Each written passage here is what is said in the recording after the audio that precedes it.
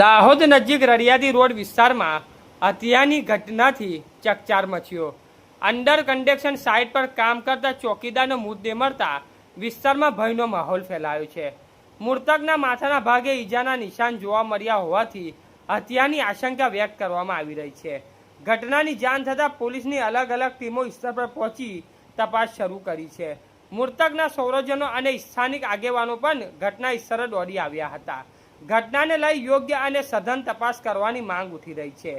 Police દ્વારા સમગ્ર મામલે તપાસ ચાલુ છે અને આરોપીને ઝડપી પાડવા માટે કામગીરી હાથ ધરવામાં આવી રહી છે। રિપોર્ટર વાદી બરવતસિંહ, લીમખેડા, દાહોદ।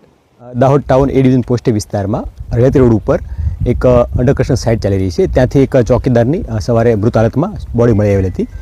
એ અન્વયે અલગ અલગ ટીમો બનાવી અને પોલીસ દ્વારા તપાસ હાથ ધરી રહી છે।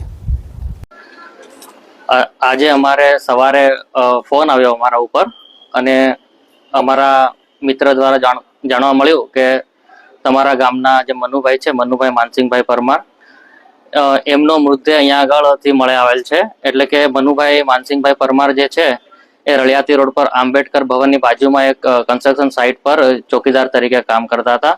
એટલે પછી અમે લોકો અમારા ગામના સામાજિક આગેવાનોને લઈને બધા પહોંચ્યા ઘટના સ્થળે। ત્યારે અમે જોયું તો પોલીસ અમારી પહેલા પહોંચી ગયેલ હતી અને ત્યાં આગળ એમનો મૃતદેહ પડેલ હતો।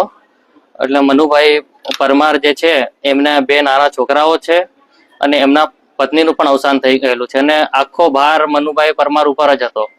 હવે એવું છે કે એમના જે છોકરાઓ છે એમને પણ આગળનું જે એમનું ફ્યુચર છે એની જવાબદારી ઉપરથી જે આ કન્સ્ટ્રક્શન કંપની જે છે એના કોઈ સત્તાધીશો પણ ત્યાં આવેલ નહોતા અને અમને કોઈ યોગ્ય જવાબ નહોતો આપેલ।